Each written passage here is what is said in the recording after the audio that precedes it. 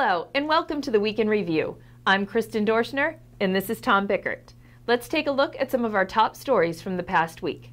Political analysts from across the country were focused on Tuesday's special election here in western Pennsylvania, where Republican Rick Saccone and Democrat Conor Lamb squared off to fill the seat in the 18th Congressional District.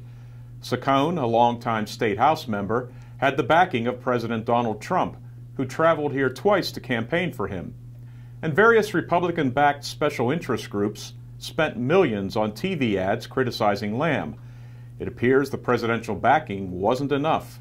In one of the closest races in recent history, Lamb finished ahead by just under 600 votes. However, Saccone is not yet conceding defeat and has suggested a recount will be sought.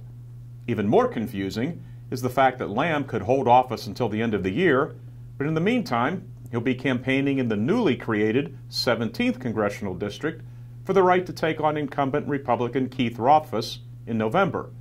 The political intrigue in Pennsylvania has definitely taken center stage. Students across the country and Beaver County participated in the National School Walkout on Wednesday morning in protest of gun violence in schools. Students in school districts including Aliquippa, Ambridge, Beaver, Lincoln Park, and Quaker Valley all participated in demonstrations at 10 a.m. Each minute of the 17-minute protests represented a student or faculty member who died in last month's school shooting in Parkland, Florida. Moon Area High School offered their students an alternative to a walkout and instead had the students write letters to their legislators.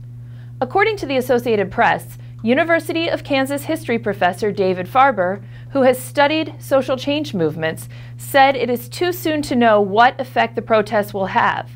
But he did say Wednesday's walkouts were without a doubt the largest protest led by high school students in the history of the U.S. The owners of the Laurel Pipeline have asked the state for permission to switch the flow of gas, diesel, jet fuel, and other products from refineries in Philadelphia to those in the Midwest.